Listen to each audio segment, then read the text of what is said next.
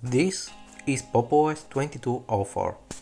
It is based on Ubuntu 22.04 and it is a long-term support release. It brings much of that release foundations, including the lift to GNOME 42. Features its own Cosmic desktop experience and thus a different workflow while letting you control and tweak things in the form of extensions. You can download PopOS 22.04 from the System76 website.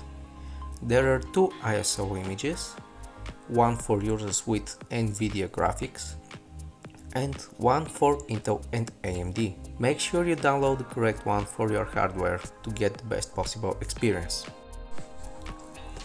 This is the installer of PopOS 22.04. It is fairly straightforward and simple enough. Just enter your username, set up a password, choose location, and you have the option to encrypt your home folder. The installation took literally 3 minutes, and by the time my coffee was done, the installation was done as well. The dock is flexible.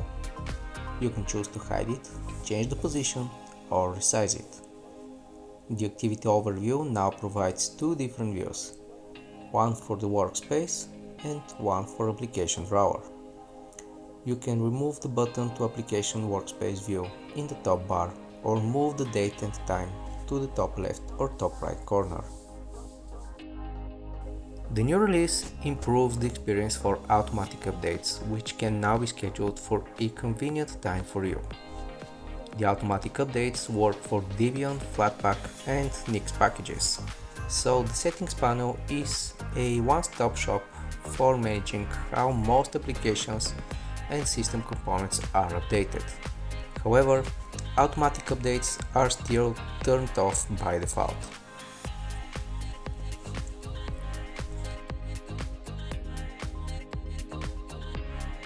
In the Applications menu, you can see that everything is grouped in its own folder.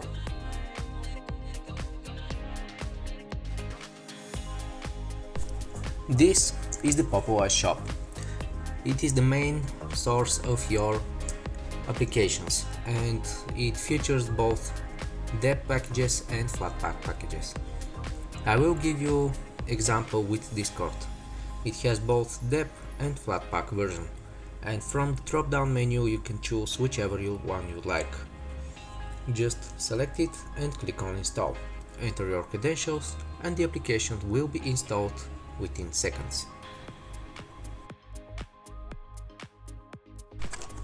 The next thing I want to talk about is Tiling Window Manager.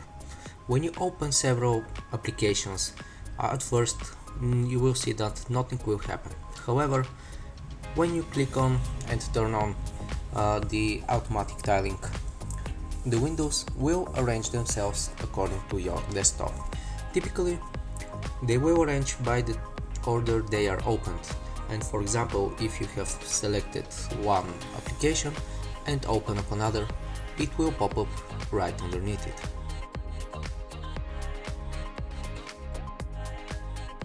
PopOS 22.04 also introduces a new support panel in the settings application, from which users can get help with their system, find links to community chat, submit support tickets to System76 and generate log files to help with troubleshooting. The Super Key lets you use the launcher to do several things. You can choose to configure it to open workspaces or applications view. If you are a laptop user or have an external trackpad, there are several new useful gestures like swiping 4 fingers to the left or vertically to change desktop. When you're changing your background and theming, keep in mind that PopOS by default will change the default background only for the current theming, meaning that if you choose a light theme and change background, it will change only for the light theme. When you switch to the dark theming, the previously selected wallpaper will be there as well. And this is kind of cool because you can basically create or select light and dark versions of your wallpapers, and thus by changing the theming you can change the wallpaper as well. The hybrid graphics engine built for NVIDIA GPUs is allowing the user to choose which apps to get to use the GPU. The general desktop experience has been updated with improved multi-monitor support, more high DPI optimizations, and faster performance. System76 also switches the audio system to Pipewire instead of the older Pulse Audio, which is used by Ubuntu and many other Linux systems. PopOS by default uses X11 Orc. However, Wayland can be enabled.